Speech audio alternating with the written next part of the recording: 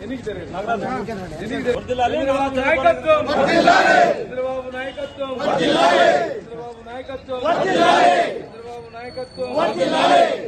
నారా లోకేష్ గారి నాయకత్వం ఉన్నామంటే ముఖ్యంగా రాయలసీమ ప్రాంతం అన్ని మాటలు మాట్లాడతారు. ఈరోజు రాయలసీమ ప్రాంతంలో యువతకు ఈరోజు కర్నూలుకు ముఖ్యంగా ఈ మెగా డిఎస్సిలో కొన్ని వేల పోస్టులు రావడం అనేది అత్యధికంగా ఇక్కడ ఉండడం అనేది చాలా సంతోషం.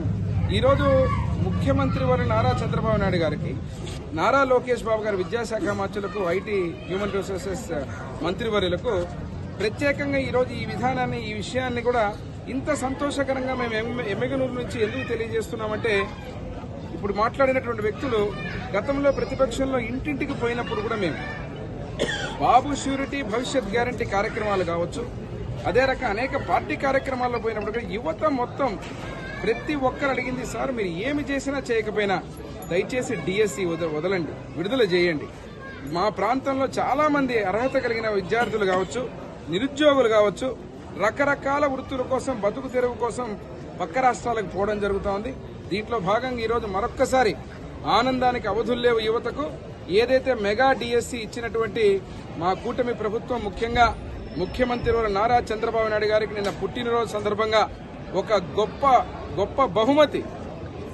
బహుమతి లోకేష్ బాబు గారు మా అధినాయకుడు పుట్టినరోజు సందర్భంగా మెగా డిఎస్సి నోటిఫికేషన్ విడుదల చేసినందుకు మరొక్కసారి ప్రత్యేక ధన్యవాదాలు తెలియజేస్తూ సెలవు.